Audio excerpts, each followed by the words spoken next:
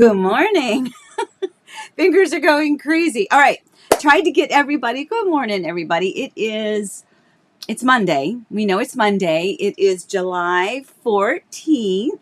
Tomorrow happens to be Miss Elizabeth's birthday. So pre-happy birthday to her. So you can send her some wishes to tell her a happy birthday. And then of course I'll talk to Elizabeth tomorrow for a happy birthday. But oh no, Pam. Pam says no. I tell you this every time. I have a personal goal of trying to get a personal hello to everybody before I start.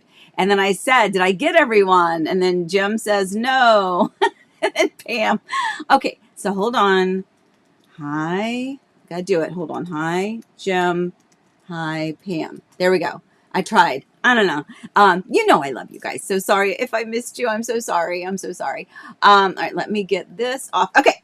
So, and by the way, hi, Katie. So I got a text message from former client, fellow Virginian friend, who moved her family to Winter Garden years and years and years ago, helped them a couple times actually. But Katie sent me a really nice picture this morning of a peacock on her way to work, I believe it was. And she said she'd be watching Coffee Time from work. So Katie, hello. You probably can't text right now, and that's okay. Wink, wink. But we appreciate you watching. And also you need to text me and update me on everything that's going on. But anyway, so I hope you guys had a good week. It was, as always, a blur for me. A lot was going on. I did get like a little smidgen of personal time this past week, which I'll share with you a little bit later in the cup segment. Pam says she's sitting in the doctor's office hoping I can listen. Okay. All right. I'll talk quietly. Shh. Speaking of shh, that's the new thing with the babies. You know how with babies, when they're learning all the different things and the talking and the hand symbols and what everything means, both of them, they're going shh, shh. So it's so cute. Anyway, Melody, you popped in. Good morning to you as well. Sandy, you were probably watching at some point in time. I don't think you watch it live, but at any rate, so hello to everybody. So I got a little teeny bit of personal time this past week, and I'm very, very, very grateful for that. It was some mental wellness that I desperately needed. So we'll talk about that in a little bit. But yeah, so Elizabeth's birthday is tomorrow. So I always think about how many years ago today was I getting ready to have her. And of my 4 kids, not that you care about this stuff, but I'll tell you anyway. Of the 4 kids, Elizabeth was the only one where I actually went into labor on my own. And I remember distinctly my next door neighbor at the time was holding a baby shower for me. Hello, Molly. Sorry, the cat just decided to pop up. Mouse. Mom, sorry, baby, but you can't be up here right now. Ooh. Cat hair. Anyway, so my neighbor was holding a baby shower for just like our little neighborhood, family. And I remember sitting on the edge of the chair being just really uncomfortable, but you're 9 months pregnant. Of course you're uncomfortable. But I remember sitting there and just really being kind of miserably uncomfortable. As much as it was a nice shower, I was really anxious to go home. And so when I did go home, I to this day, I know exactly where I was sitting in my house. Eric was to my left. I was telling him I was having these, I just didn't feel right. Just everything just kind of ached. I was just really uncomfortable. And then a true story, I was having contractions and just didn't know it. And Eric started timing on little pieces of paper, little tiny like sticky notes or something. He was kind of making note of the time. And I still have those little sticky notes or whatever they were in the baby book. Where I didn't realize I'd gone into labor, but she was the only one. The other ones were all induced. So, and she was also the fastest and the easiest. Like, it was a couple pushes, she was out, and I was like, wow. Anyway, so fond memories. Now my girls have their own babies, and so it's kind of a special bond when your kids, especially your daughters, have babies. So it's just a common thread there with your heart. But anyway, I digress. Let's get back to real estate. You want to talk about some brewing topics? Let me see if anybody else popped in so I can tell you that I appreciate you being here. Alisa popped in. I don't know if anybody else did. If you did, I'm so sorry. Let's get going to our brewing topics. Lots to talk about today.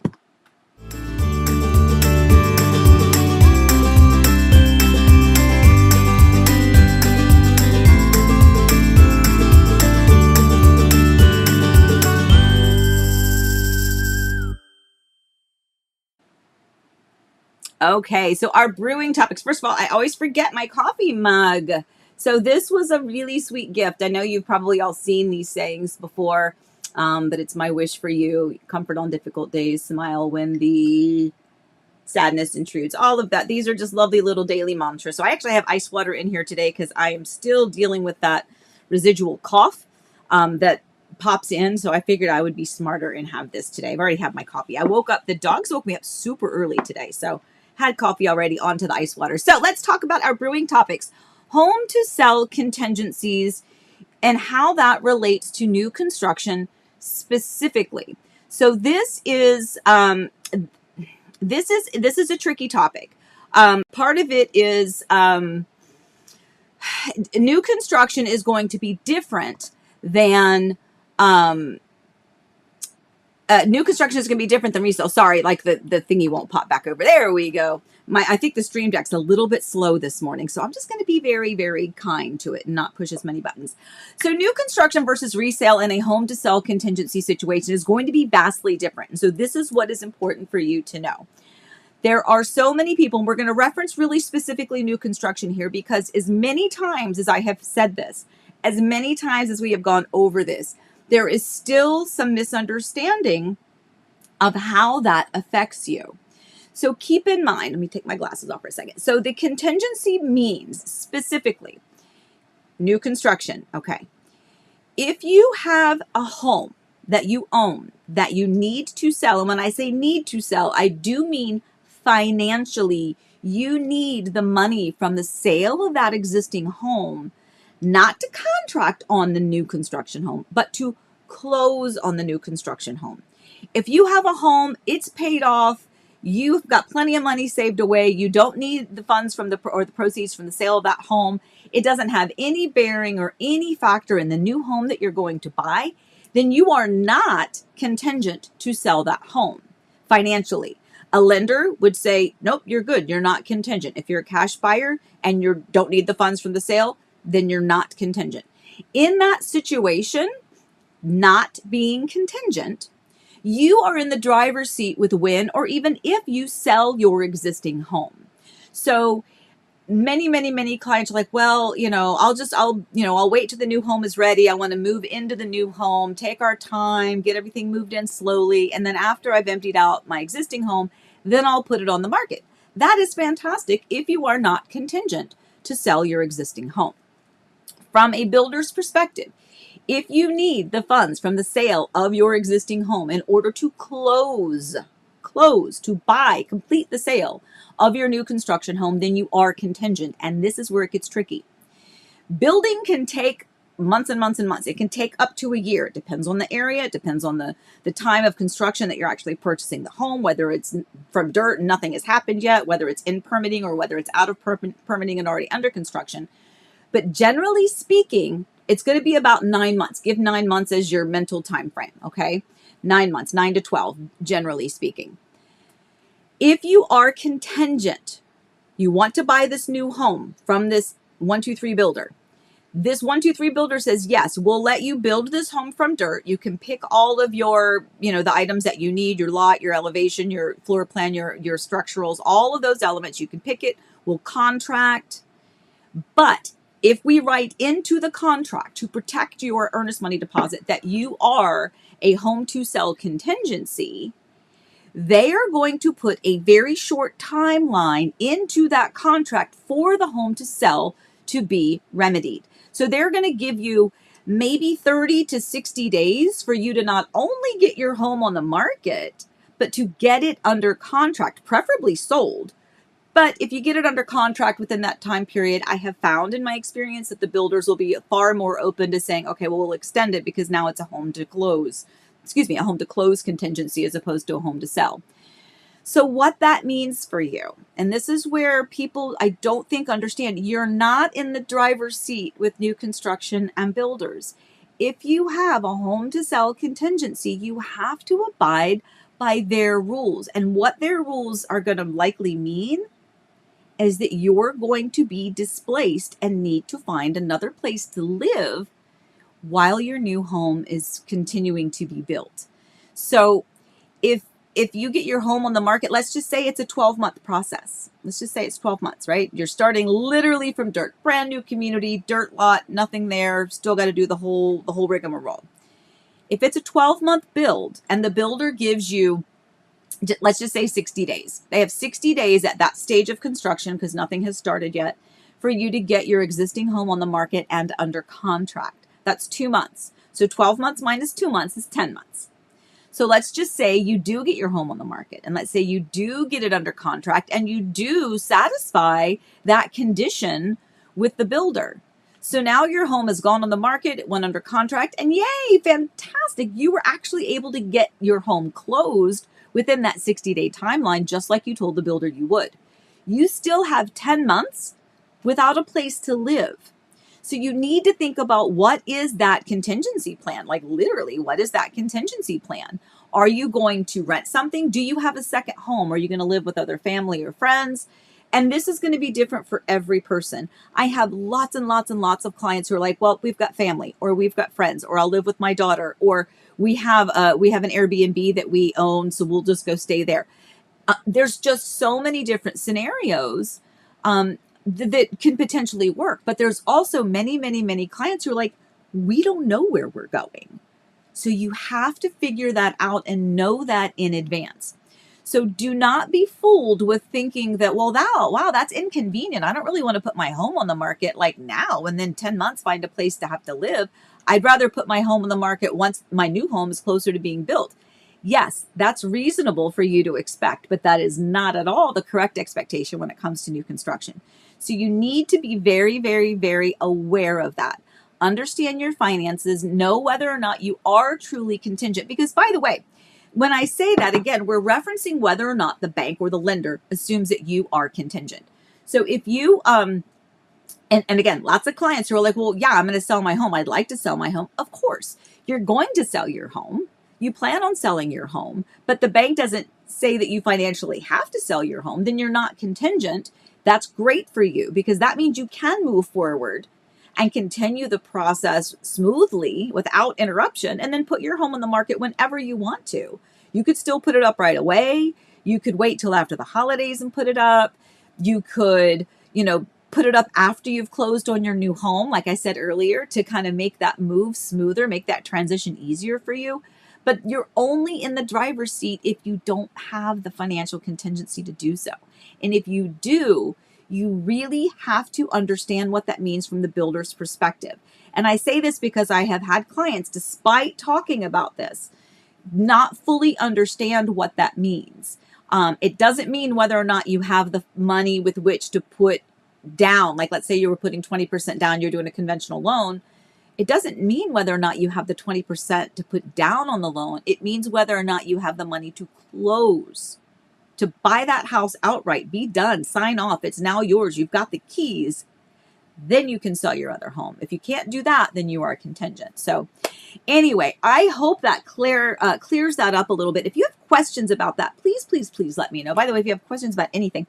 Oh, and I was supposed to mention this too. Allie, you can tell me, my Allie, we were talking about subscribers the other day. We're doing the YouTube. If you're not already a subscriber on the YouTube channel, go do that because we're just at like 15,000. Anyway, I think that's exciting. So we want to hit that mark. Abe. Okay, so Abe, will you please call me later and tell me what's going on? Abe is the best. Love him dearly. Fantastic.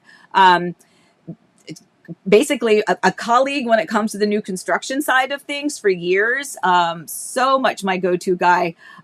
So can't wait to hear from you, Abe, and just text me later so we can catch up. Maria, good morning to you. Kim is here. She says happy birthday to Elizabeth. Yes, Jane is actually here. Dina, yes, it is good information. And I tell you what, it's not something that I can say it clearly over and over and over and over again, and not everyone understands exactly what we're saying. It's kind of like when you're talking, by the way, Pam says we moved from New Hampshire, so we stayed in an apartment while our home was being built. Yeah, you do. You kind of have to, Geraint, we haven't seen you in a while. Yay, we're so glad you're here. Mark, Tracy, goodness gracious, everyone popped in. Love you guys dearly. All right, let me keep going with what I was saying. So yes, it is good information, and it's kind of like sometimes when you are talking to children, and you're talking and you're saying something really important, and they look like they're listening, but they're not really. They're thinking of something else, or they think they understand, but they're not really trying to soak in that information of what you're saying. And we all get like that. I mean, we've all done that. I'm sure there people have told me things and I didn't quite grasp what they were saying. But in this case, it is extremely important because your earnest money deposit is at risk unless you have that home to sell contingency. And another sidebar just popped in, another serious true situation with another client, with another builder. I'm not talking about the builders at the moment specifically, but I did have a client that was going to be contracting with a builder, and we were going to put the home on the market, her existing home on the market. And as she was going through the pre-approval process, I continued to remind the builder that we want the home to sell contingency. And I knew that it was going to be tough because I know the builder rules. I know them. That's why I'm telling you this. I mean, I don't speak for the builder and they can change their rules at any time, but I do know that this is a standard practice with all the builders, that there's a limited window of opportunity to get your home on the market. And so when I told this builder, I want to make sure that there's the home to sell contingency is written in there. And she kept saying, well, but why do you want it in there? Like, there's it's going to take like 10 months to build it. I know why, because I want your earnest money deposit protected, and it's not protected otherwise. You need to make sure that you're protected. And, the builders will sometimes write these contracts, and you have to make sure you're asking those right questions. If they will write this contract without the contingency, but you personally know that you are contingent, you could be in a real pickle later on, especially with the uncertainty of the market right now when it comes to just everything. Lots of inventory, not a lot of buyers. Things are just painstakingly slow. And again, we are feeling this everywhere. It is again, I mentioned it before, true story. There is another realtor who does quite a bit in our area, put together kind of a behind the scenes email with a bunch of agents who do a lot, because if you're a new agent, or if you're an agent who doesn't have a lot of clients, you may not know what this feels like right now because you don't have clients, you don't have anything to compare it with. But for those of us who have been, ridiculously busy, we are definitely feeling the slowdown. Thankfully, still have clients, thankfully still busy by other agents' standards, but compared to what we've seen in the past with listings and lack of showings and things like that, we feel it very much so. So it's a good conversation that the agents are having kind of behind the scenes to kind of compare, hey, it's not just me, it's not just my listing, right? Does my listing look good to you? Because I don't know what's going on, and we're doing that for each other, and it's a great sense of comfort. But at any rate, so that was topic number one. So let's go to our topic number two. Let me see if anybody popped in here. Yeah, Tracy says it really does get tricky if you don't have someplace to live temporarily. If ending up in an apartment that might have to pay to get out of lease when the new home is ready. Yes, Tracy, you're exactly right. So it's very difficult sometimes to find something. Now, there's a lot of short-term rental type options, right, in this area, because it's just so tourist and entertainment heavy. So you're going to have a lot of options for Airbnbs or short-term rentals, but those tend to be quite pricey because they're not expecting you to stay in those short-term rentals or in those Airbnbs for potentially 6 to 9 months. They're expecting you to be in there for like a weekend or a week or 10 days or 2 weeks. And so on a per night basis can be really pricey. Most apartments around here also are not short-term. So they're not necessarily offering a short-term rental lease for you. And so if you find yourself signing a lease for a year because that's all they offer and it's just really not convenient for you to live anywhere else, maybe you need to be close to work, maybe where you're building and that home is under construction is the ideal location, but unfortunately it's residential. There's nothing short-term around there. So you decide, okay, well, I'm just going to do a year lease then, and then I'll break the lease. Make sure you have a very clear understanding of what it means to break your lease early. And that can be different. So make sure that you're looking at that and calculate that into your budget to kind of know what is that going to mean. And on that note, it kind of takes us very well segued into the second topic, which is, well, actually, that's not true. It's a little bit later, but buyer broker agreements. Let's talk about that real fast. So buyer broker agreements. So we all know that the new law was passed, and we've been doing this now for a while, right? It was very, very, very wonky in the beginning. Still feels very icky and uncomfortable for a lot of us. I include myself in that. It feels a little icky because it's not the way I like to do business. It's not the way my heart wants me to do business. And if I don't do things the way it is true to me, then I don't need to do it. This is mine, right? But there's a law. So I'm obligated then legally to do the buyer broker agreements before we can show properties. So just to make sure that people kind of have an understanding of what we are seeing. I'm not saying this is the way it has to work. I'm not saying this is the way it will work. This is the way I do my buyer broker agreements, and this is what I am seeing happening in all of the contracts that I am either seeing as the listing agent or that we are submitting as a buyer agent. So when you have as the listing agent, when I have a listing in my listing agreement, I am still reminding my sellers that we are not obligated to pay a buyer broker compensation, but that I really don't want a listing unless you are willing to do that, because it's not going to get shown. From the real estate perspective, from the commission or the concession aspect, we're still expecting that. I am still suggesting that my sellers continue to keep that in the way we do business. I have not had one seller go, oh, well, yeah, I won't pay a buyer broker concession or buyer broker compensation, so I'm going to lower the price of my house. No, nobody is doing that. So they're still calculating that in, okay?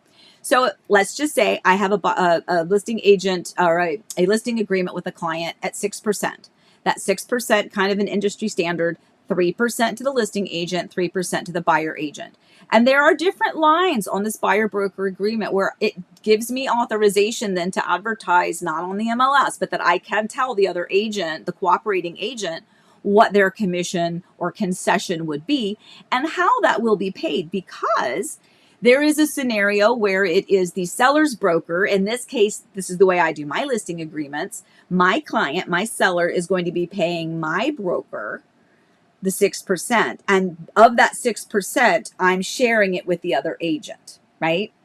There are other scenarios, I don't do these, but there are other scenarios where the seller, Mr. and Miss Bob Smith, are going to then pay as a concession or compensation directly to the buyer agent at the time of closing. And the listing agent isn't really involved in that. And there's different forms. It is so far more complicated than it needs to be, but it's important to kind of know how that works. Now, here's what it works or how it works from a buyer's perspective.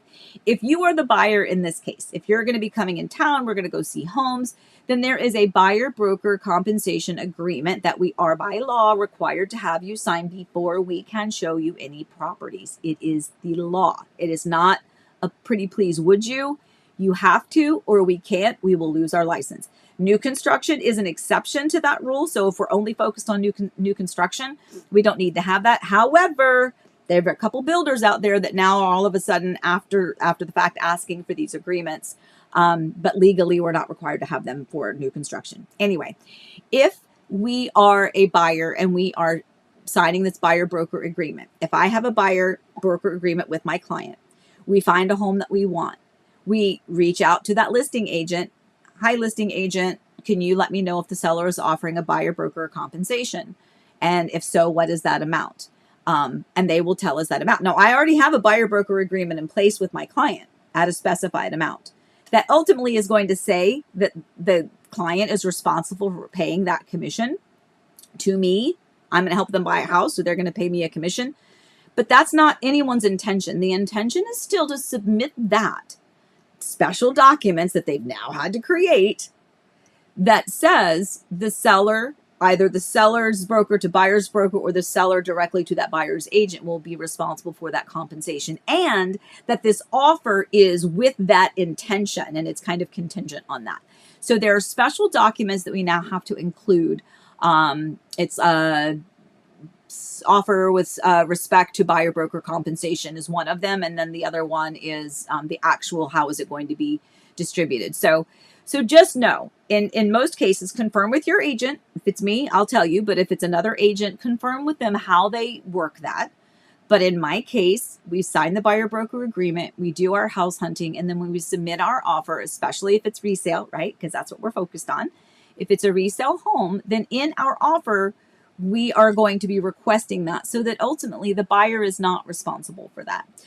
It's really difficult, and again, it's far more complicated than it needs to be, but it can get a little bit confusing. And so it's important for you to know that. And what's really nice is I've had a couple of conversations with some clients recently, kind of in the very beginning stages, and I go through everything and we talk about it and talk about what our options are, kind of what route, what line of new homes we're going to be looking at, how that's going to work. And I tell them about the new buyer broker agreement. And they're like, oh yeah, we know, we're good.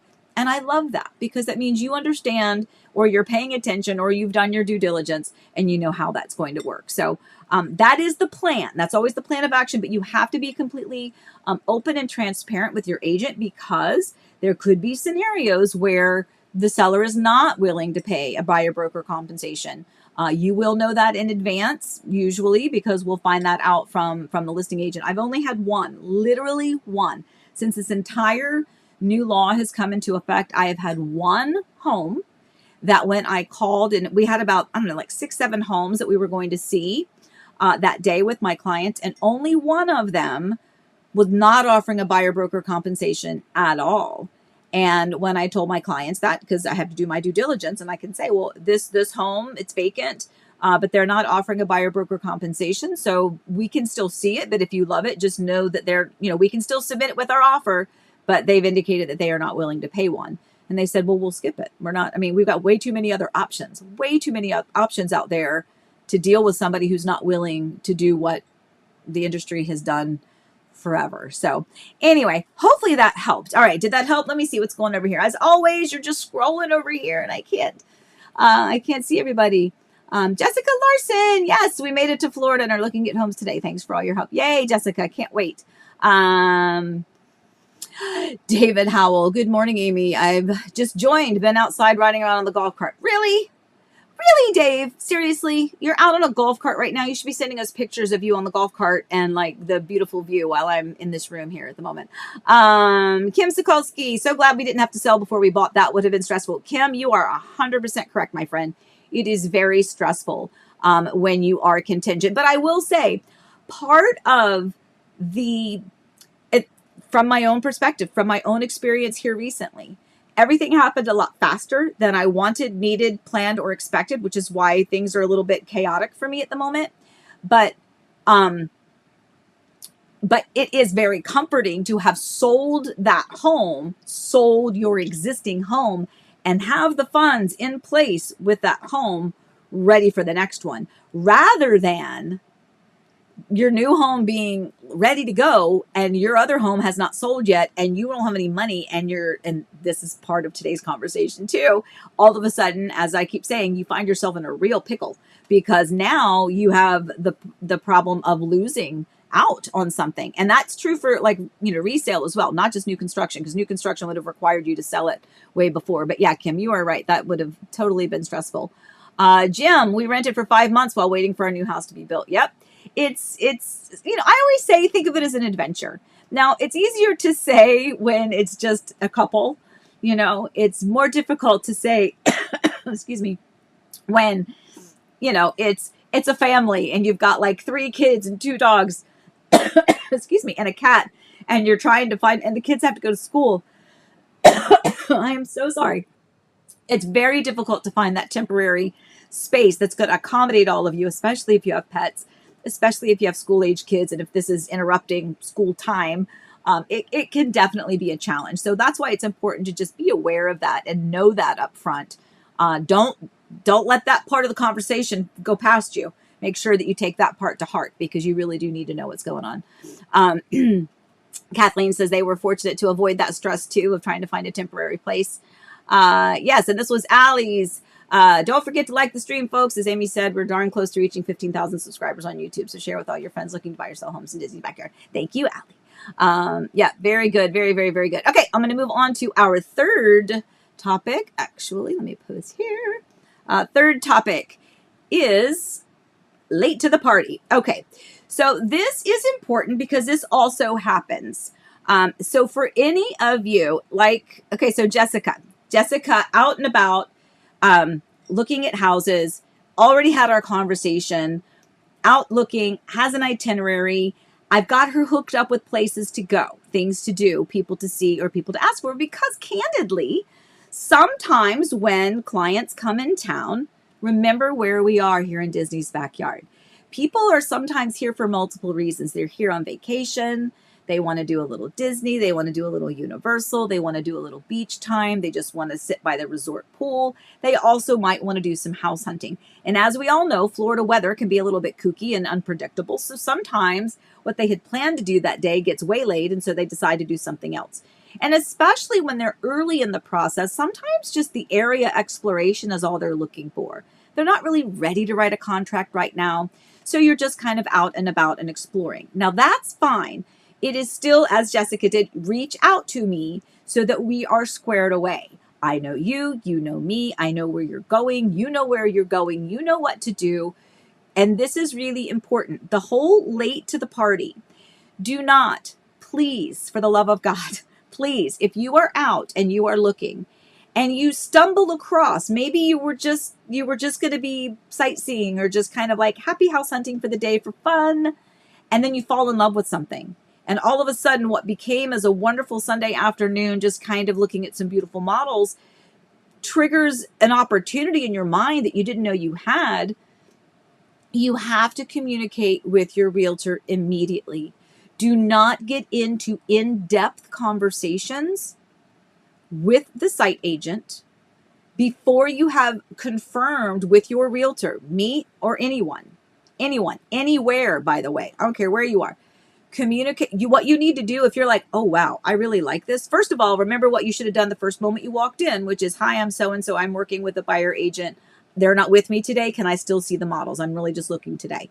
If they give you some pushback, that should tell you turn around and leave. You probably don't want to explore further, right? Because they don't want you protected, and they have a policy that they're going to uphold, and they will do everything they can to not have you have that representation. However, most builders are going to say, absolutely, not a problem. We'd love to have you come in. We'd love for you to see the models. If you don't mind, just please fill out this registration card so that we have your information, and we'll put you in the system, and we'll put your realtor in the system with you. In that situation, you must make sure that you put your realtor's name, make sure you put their phone number. If you're not sure of it, look it up. Do not sign anything. Do not turn in a card, and do not get into that in-depth conversation until you call your person. Hey, Amy, guess what? I'm out here at, ABC Builder's house, and I wasn't thinking of buying anything. Look at me. Look, first of all, look at how old I am that I'm holding the phone like this instead of a cell phone. That's how old I am. Anyway, but hey, I'm here, and you know what? We were just kind of sightseeing, and we really think there might be a great opportunity here. We're talking with Tammy over here at ABC Builder in this community. Just wanted to let you know, what do we need to do?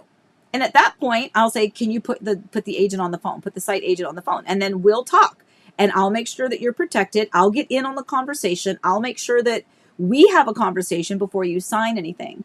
Because sometimes people get a little excited and they start to get further in the process before they really communicate that with the person that they want to help guide them, especially in new construction when it's such a long process. Right? It's not like I have to be there that if someone's not there in the beginning, there's still a long process yet to go. But sometimes if you communicate with them too late, you've taken out the leverage that I have to be your advocate. When you've already gone there without me, when you've spoken in depth, when you've looked at lots, without letting me know, unless it's those situations where I do know you're coming and I'm like, hey, go to this community. You're going to want to ask for Susan over here. She knows you're coming. And at that point, Susan knows you're my client. I know you're my client. You know you're asking for Susan.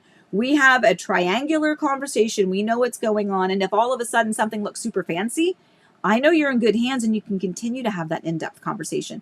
But what you really can't have is have somebody start that process, get too far down that rabbit hole, and then say, oh yeah, by the way, I have a realtor.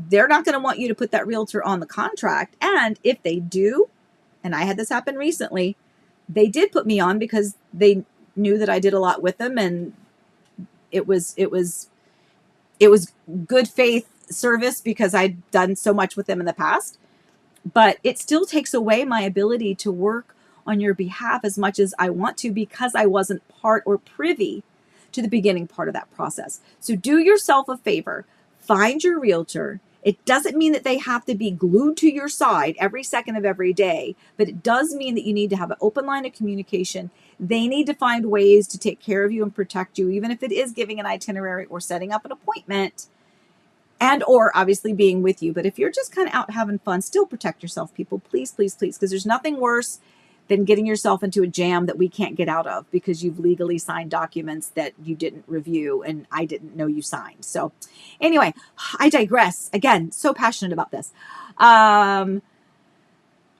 Abe says, I have a buyer who chose to sell his home on his own. Oh dear, I know where this is going. Oh no, Abe. All right, I have a buyer who chose to sell his home on his own, and unfortunately, he's now at risk of losing the new home he's building with us. This is happening I get chilly bumps. It just breaks my heart. Absolutely breaks my heart. So yes, yes, yes, yes, yes. You just have to understand what a builder's home to sell contingency means. And do not wait until the last minute or you're at risk. And Abe, you can attest, if there's no home to sell contingency written in the contract, then that 5%, some builders require more, by the way. It's not like in resale. You're buying a $500,000 home. You put down 1%. You put down $5,000. First of all, $5,000 is a lot of real $1 bills. But if you ended up losing $5,000 because you didn't manage a contingency or a condition, that's minimal. It's still a lot. But when you're talking 5% of something, now all of a sudden you've got $25,000, $30,000, depending on what price you're paying, that's at risk. It's really at risk, people. No joke. No joke. The builder purchase agreements are worded very heavily in favor of the builders. They are. And you can't change it, right? Our contracts are standard. That's the way they are written. So you have to make sure that you are playing by the builder rules. And the builders aren't being unfair. They just have to protect themselves, especially if they're building a home to your specifications. You're picking this, you're picking that, you're going to the design center. You chose to have purple cabinets. They don't make purple cabinets that I know of, but let's just say they did. You've chosen those options, and now you have a home that you've fallen through on, and the builder now has to sell with either really low-end builder grade options or you've over-designed it and it's way too expensive. This is why it is important. It is so important to make sure that you're paying real attention and understand. And I will tell you, Abe is a stellar stand-up guy. He will be completely honest with you and tell you everything that you need to know. But at the end of the day, these people work for the builder and the buyer agent works for you. They're your advocate. Doesn't mean I can change the builder's rules. It just means I can help you understand what it is that they're saying and that no, what you're asking is not feasible, my buyer, who I'm your advocate for. You've signed a document that says this. We talked about this in the beginning. So just please make sure, please make sure you know that. Jim, very good point. Back to the being displaced for a period of time. Don't forget storage fees is very expensive. Dude, thank you so much. What a great reminder. So not only do you have to find a place to live temporarily, first of all, I don't know anybody that wants to move, pack up their house, store it or move it, unpack it, repack it, move it again, unpack it again. Most everybody is going to say, no, thank you. Just keep it in storage and I'll live very minimalistically here for these next X months. Or sometimes they buy a fully furnished, not buy, but sometimes they will rent a fully furnished rental. Hard to find sometimes, again, unless we go to where the short-term rentals are, closer to Disney, and we already talked about that. They're pretty pricey. But yes, Jim, that was a fantastic point. Don't forget, you still have to have somewhere to store all of your belongings, whether it's pods. Pod storage is expensive. If you store it for a week or a month or 5 months or 6 months or 8 months, it can be tricky too. So, oh my God. Rose said, once we said we were working with you, we noticed the conversations with the sales agent went more smoothly. They were more helpful. Aw, really? That makes me happy. But yes, so thank you, Rose. Seriously, going to fight back a little bit of tears. It does matter. People like Abe and others that join in here, these relationships have grown over the years, and there's I mean, it's a relationship. I mean, with anything, I don't like to call it networking because I don't like to like network. Let me throw out my business card and like, just call me. No, it's like, it's, it's real transactions. It's real history. It's not like, oh, here's a card, call me. It's like, no, no, no. Abe and I have had, I don't even know how many of them together. And so that's why I know that he will take care of my clients. That's important, super important. I know if I have somebody and they want to head out, I will say, go see Abe. All right. Anyway, with that being said, Abe, it's a big Abe day today. Don't let your head get too big. Anyway, Dina, I had the same experience. Guys, thank you so much. Yeah, it matters a lot. And the truth is, it should. Allie, when we were looking, as soon as we introduced ourselves, we said, and we're working with Amy. You guys are so cute. Thank you. And by the way, just in full disclosure, there's a lot of different builders out there. There's a lot of different site agents, and not everyone is going to know me. So just so you know, it's not like everyone knows me. But usually, if you just say I have a realtor, I'm working with Amy. It's so funny. I had some clients the other day saying, I can't remember your name. I just said Amy Heart and Home. Amy Heart and Home. That's fine. Look it up. And by the way, if you are out, any of you, right this very second, if you are going to go out, text me and I will text you a picture of my business card and you can have it. Keep it in your phone under my contact. And then if you do go out somewhere and you have to fill out that registration card, you'll have all my information right there. It's also important though to make sure that they put you in the system, because this is a trick that I noticed recently. I had clients that did fill out a registration card. They did fill out my name.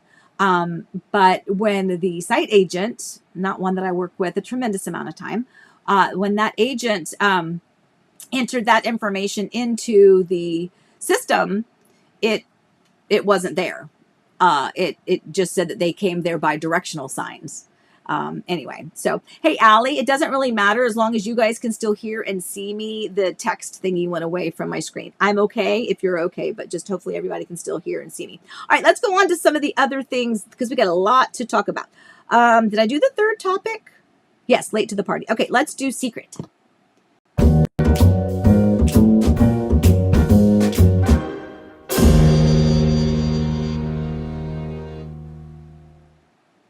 Okay, real quick, can you hear me? Just making sure because the little mute thingy went. Okay, cool. So new build timelines are accelerating. Guys, I have 2 clients at the moment, 2 of them, where their life has been flipped upside down because they were originally under contract and expected to have an estimated completion date. Now, keep in mind, builders do not have magic balls either. They don't know exactly when a home is going to be completed. They can only give you an estimated timeline, an estimated date of completion or month of completion, not even a date, but a month of completion. It makes it very, very difficult for them to be able to pinpoint that until we get much further in the build process. Okay. But I have several clients. One client was told that the home would probably be ready in September, but it is ready to close now. The middle of July, they thought it was going to be closing, September, October timeframe. Even if they were, conservative and went to September, we're still way ahead of the game. And that creates problems when it comes to packing, moving. If you are already in a rental, your lease period, now you're going to really have to get out early. How is that going to work? I have another client, same exact thing. They are this, and again, back to our contingency part of the conversation. They are not contingent to sell their existing home out of state, not contingent. So it puts them in the driver's seat. So they were allowed to put their existing home in the market whenever they wanted to, but they were still going to try to time it out perfectly with the completion of their existing home, or at least as conveniently as possible. And unfortunately, same thing happened. The builders are going fast, guys. They're going a little bit faster. And I think part of it is, to the builders' credit, right? They don't know when the home is going to be completed until we get much further in the process. That's common sense, guys. I mean, they can say, yes, it usually takes us this. They've got it all mapped out on a calendar. But Florida is wet. It is hot. We get hurricanes. If there's a hurricane anywhere in the future, everything shuts down and they're doing damage control, trying to pull all of these materials and things off of these job sites so that we don't have them flying around as projectiles. So there are any number of things that can interrupt the timeline. Inspections are usually the number one thing, however long it takes for the inspector to get out there to do the inspection. If there's an inspection issue, then for the builder to remedy, for them to go back out and re-inspect, give them the green light, and then we continue on. So for a long time, I think the builders were getting the pushback because it was taking, it was taking too long. They thought the home was going to be ready, and all of a sudden it's still got 2 more months worth of construction on it. But now, we're going a little bit faster. So again, keep those timelines with a grain of salt. All right. Know that if they say September, you're just going to have to be very flexible, and you're going to have to be understanding, and you're going to have to understand that this may interrupt your life too. It's a really big deal. It's really expensive to buy these houses. There's a lot of moving pieces, and there's a lot of things that are out of our control. So it's important for everyone to know that we're all trying to get to the same end result. Everybody. It's just we need to understand that there's certain things that we can't control. So if that timeline gets bumped up a little bit, or if it gets pushed back a little bit, we understand that creates havoc to you as the homeowner, as the buyer, and what that does to affect your life and what you've got going on. But ultimately, again, those contracts are, we're going to build this house. When this house is ready, we're going to expect you to close on it. That's what the builder contracts say. So we do have to understand, again, what we're signing. Okay, keep moving on. I've got so much to talk about. Okay, scoop.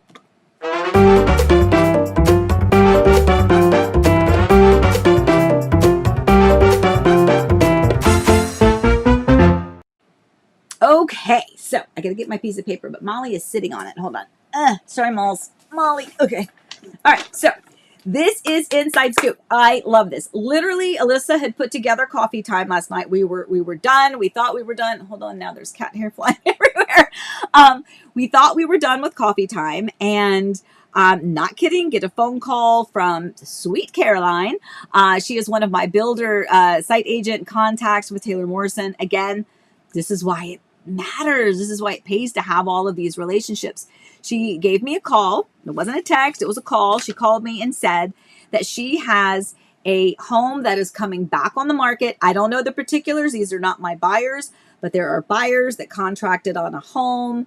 Beautiful home site, conservation and pond.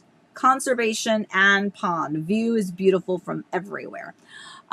This home is going to be estimated completion is going to be around December. This is in Horizon West. Obviously, it's in the Ovation Village, Harvested Ovation. It is going to, before it goes back on the market, they're getting ready to cancel the contract for whatever reason. I don't know whether it was a financing contingency. Maybe it was a home to sell contingency. I don't know. Again, these were not my clients that were purchasing it. And beautiful view and estimated completion December, but within the next 2 weeks, if anyone is interested, within the next 2 weeks, they will back out the design options that the original buyers put and chose in the contract and allow you to do that yourself. So that's a very, very limited window of opportunity, because if they don't get it back under contract with another buyer within the next 2 weeks, the builders have to choose. The builders will pick the cabinets, the counters, the flooring, the fixtures, the faucets, all of that jazz, because they have to continue that timeline of construction. But special opportunity right off the hot off the press. This was as of last night. So if you are interested, I'll give you some more information. She's actually going to be sending me the information. But what I have here, it's a beautiful home site, about 2,800 square feet, 3 bedrooms, 3.5 baths with a study. There is a it'll probably be around 770,000 after design, based on what the other people did. Even if they back it out, you could probably mentally expect it to be around that range. So again, if you're looking for something maybe quick in the Ovation area, beautiful home, you get the limited window of opportunity to pick and choose to make it pretty for yourself. Let me know. Give me a call, 407-848-8042. I'll go ahead and put that promo up real fast. 407-848-8042. Remember, you can always text me or call me at any time if you've got questions. All right, let's move on to listings.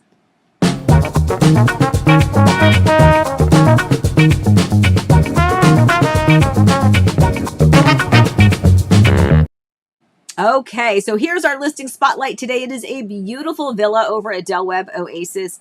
Beautiful 55 plus community located right there in the Ovation area. in Horizon West. We are talking just minutes from the back arches of Disney. It is absolutely beautiful. 2 bedrooms, 2 baths, a little over almost 1,600 square feet, a little over 1,500 square feet. Private backyard, meaning it doesn't back up to another neighbor. They post purchasing this, so after market, after they purchased it from Pulte with Del Webb, they ripped out the flooring. He was a builder, so he has a lot of smarts and a lot of contacts. Pulled out some beautiful flooring, put in some marble floors. They have done custom cabinets all throughout that home. They even very, very smartly, I don't know, is that a word, smartly? It was a very smart decision.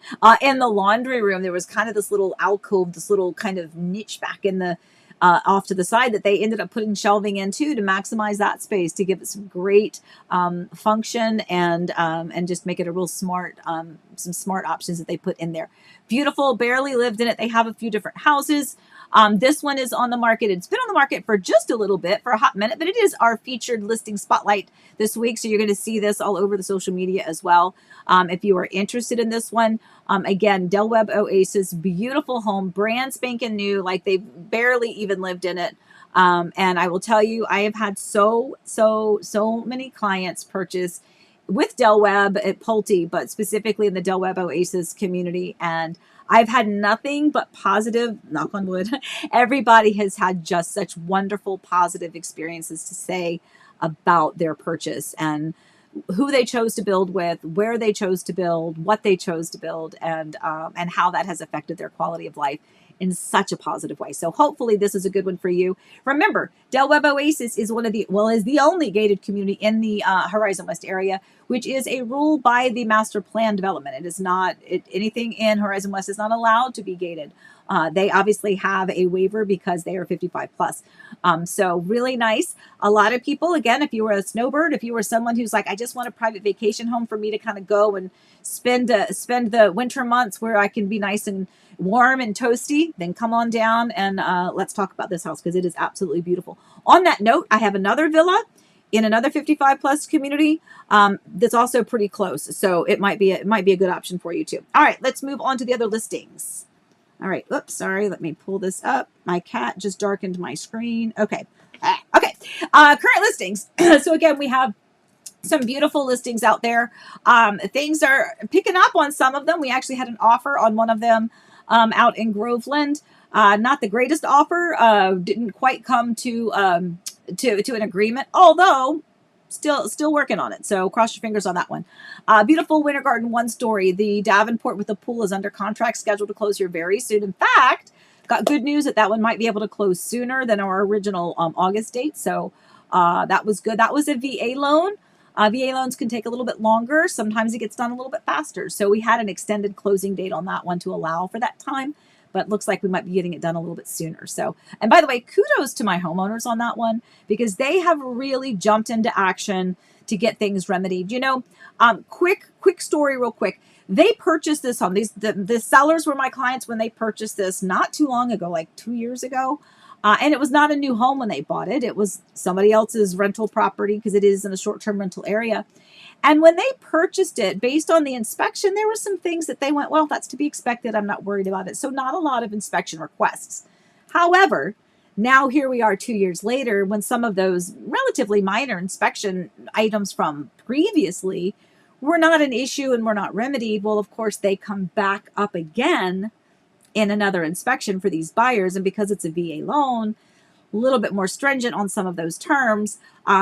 So again, kudos to my sellers for going above and beyond to get some of those things taken care of, which always need to be taken care of because you got to take care of your house, guys. It's the most expensive and most important investment that you're going to make. So make sure that you, just like you take your kids to the doctor just to make sure they have their checkups, make sure you do your due diligence, take care of your house. And if you don't know how to take care of it, get an inspection done so that you can find out what those items are and then find a qualified contractor to take care of it. I promise it'll be well worth it in the end.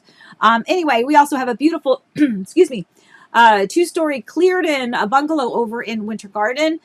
We have the beautiful Ashby floor plan. True story. I have some clients that I got so excited. because they are interested in it. They're like, we really love the Ashby floor plan. And I was like, hallelujah, I have an Ashby floor plan. Got so excited. They're not ready for another year. So that's a little bit of a bummer, but I do have a beautiful Ashby floor plan over in Lakeview Preserve. Beautiful Kendred Robinson floor plan. We also have that beautiful one over in Groveland. And then we have the Davenport 2-story. Again, this one's beautiful, nice, big loft upstairs, lots of space in this house out in the Davenport area. Again, underneath you see the, excuse me, 55 plus in Kissimmee. That is in the, gonna cough again. Goodness gracious. The Four Seasons community with K. Hovnanian is that 55 plus community in Kissimmee. That one is also available. The one in the middle is the one that we just did as our featured listing for the week. And then, of course, we have the new bungalow over in Silverleaf by Meritage, where I have that listing. And then the gorgeous end unit townhome over in Hawksmoor. Lots of options here, guys. Lots of options. And lots of incentives for them as well. So just as an FYI, remember, I cannot see the chat thing over here. So unfortunately, if I look like I'm not paying attention to what you're saying over here, it's because I don't see the chat anymore. But that's okay, because I have much more to share with you. Oh, I have to share this, though, because I meant to do this last week.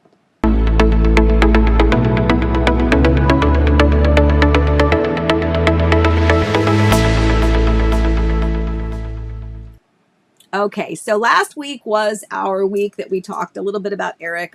We did have the 6 months came and went on Tuesday. All of it really tough. But I forgot to share this with you because this is, I don't know if any of you have seen this, but there's a show on Netflix called Somebody Feed Phil. It's Phil Rosenthal, and he was the executive producer of Everybody Loves Raymond. So if you ever watch that TV show, which Eric and I did all the time, still do. If it's on, it's always on. So we still watch that. We laugh every time. But Phil Rosenthal was the executive producer, and he has this amazing show. I believe I have featured this show before on the What I'm Watching segment. But it is a new season out. And I think last night I watched It's Tbilisi. That's the episode I watched. I think it's episode 3 of this season. And every Sunday evening, Eric and I would have date night. Well, it wasn't really date night because we never had any time to go anywhere or do anything or ever really spend good quality time with each other because we were just so consumed with everything that was going on. And then when he was sick, it was a little difficult too. But when we had a new season of Phil, we got so excited. So we would take time and we're like, let's go get our dinner and let's go sit out on the lanai and let's watch an episode of Phil. And we just loved it. Neither Eric nor myself, neither of us are foodies. Like I'm not adventurous with food. In fact, please don't ask me out to eat. It stresses me out. I have digestive issues. I get all nervous. I don't really enjoy it. But I so enjoy watching his show. I so enjoy it because he's just so joyful with food, with meeting people all around the world. The dishes and the food and the spices and what's homegrown where they are and how they utilize it in their cuisine and how things are blended with other cultures. And he just has such a good time sharing that with everybody. It literally makes you want to get up and like book a flight to go somewhere and go see some of these places that he's had the amazing opportunity to go see and share food from those areas. But anyway, so when Eric was sick and he was in the hospital, this is when everything kind of first happened. He was in Orlando Regional, and I snuggled up in the hospital bed with him, and we watched an episode. I have a picture of it somewhere where you can see us sitting on the bed, and you can see us watching an episode. It was the previous season. It wasn't this season.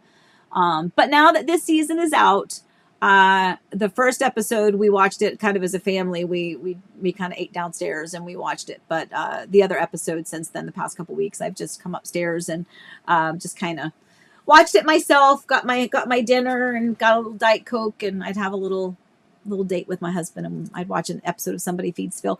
So here's the thing. So true story. When Eric was sick, when I was trying to find something for him for Christmas, I was really hoping. So on the Somebody Feed Phil, like on the website, there's merchandise. In fact, I got the apron, I got the hat, I got a book, but I was really hoping to try to get like an autographed book, like with a message to Eric to kind of inspire him and encourage him to, to keep fighting and to, whatever. I just thought it would be a good Christmas gift, but I don't know how to get in touch with somebody like that. So I didn't get it. So I just went and bought the stuff myself. Unfortunately, never ended up giving anything to Eric because we never got to that part at Christmas. He didn't open his presents and I didn't open my presents. And so that just never happened. So he never got to see what I got him from Somebody Feeds Phil. But anyway, point is, great show. If you're looking for something fun to watch, it's a real feel-good show. It's funny. It's just heartfelt, and it's a fun thing to get your dinner, get your date, just kind of sit and watch an episode and enjoy about an hour's worth of some fun. So, all right. I also forgot to tell you this last week's cute pictures.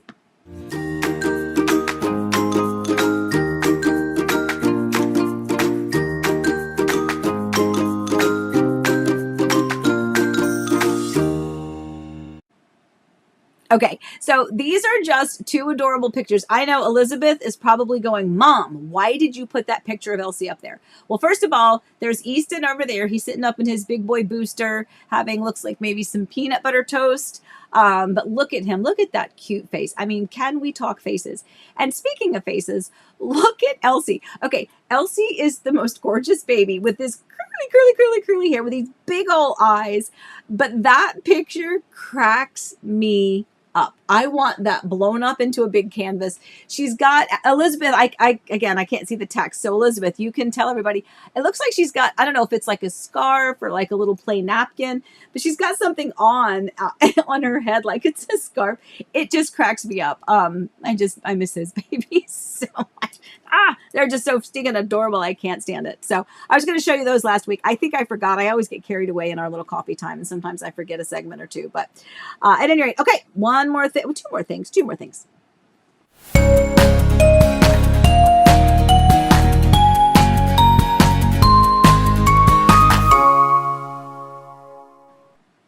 Okay, so this is, by the way, this is an old picture, so no comments here. This is an old picture a long time ago. You can tell because I'm in a sweater. Who wears sweaters in Florida, right? But this is a sweet long-term friend, Terry Clark. We are friends from back in performing days. She worked at the theater. She worked in our show. She was my stage manager for a long time. Absolutely the sweetest, kindest, most generous person ever.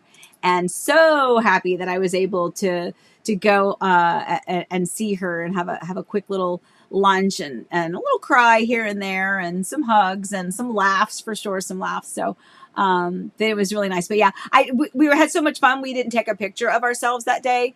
So I had to go back and dig through old Facebook pictures. Our birthdays are one day apart. So for several years, we would get together on our birthdays. We would share a birthday celebration for the two of us. And we haven't done that in a while, obviously. But anyway, I enjoyed seeing her. It did my heart and my soul good to be able to reconnect with somebody so dear to me from such an important time in my life and in Eric's life, because this is back from our performing days. So Terry, thank you for letting me have lunch and love you dearly.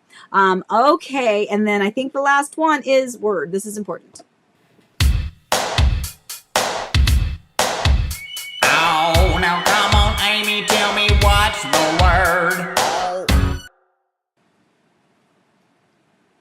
Okay, easement. This is what we're going to talk about today real fast before we wrap up our coffee time. If you are not familiar with what an easement is a section on your property that is allowed to be accessed by another entity that may need to do so. The best example I can give you is that usually there is a utility easement in between properties. So if you have a backyard, for instance, sometimes you can't put sometimes there's a utility, sometimes there's an irrigation easement. That happened in one of the communities, and like no one could put anything in their backyard because there was like this ridiculously big easement.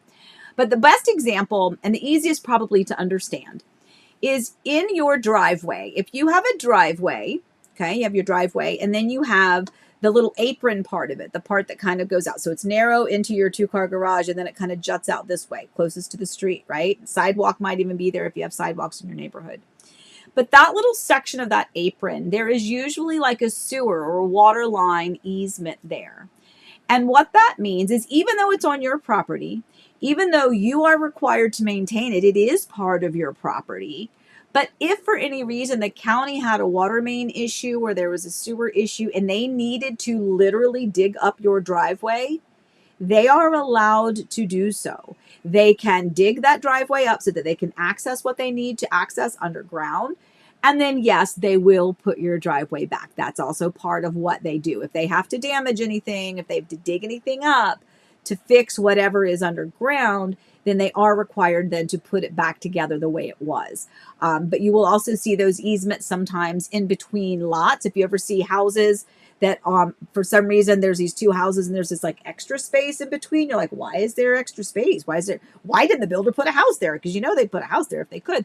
It's usually because there's some sort of an easement there, even if it's an access easement that the county needs to have. It just means it's part of property that you may own it, but other people can't access it. So anyway, with that, my friends, I think we are going to wrap it up for today because I talked a little bit longer than an hour. I'm so sorry. Again, I can't see these texts or the little chats over here, so I am so sorry. But as always, I'm here if you need me. Lots going on. I'll fill you in on some more stuff. Happy early birthday to my Elizabeth Grace. So proud of you, sweetheart. And we'll FaceTime later. I know we will. But for everybody else, again, thank you for sharing your Monday morning with me. It makes my heart so, so, so, so happy. Please stay safe, stay well. Remember, I love you from the bottom of my heart. I really do appreciate you. Happy house hunting, everybody. See you next week.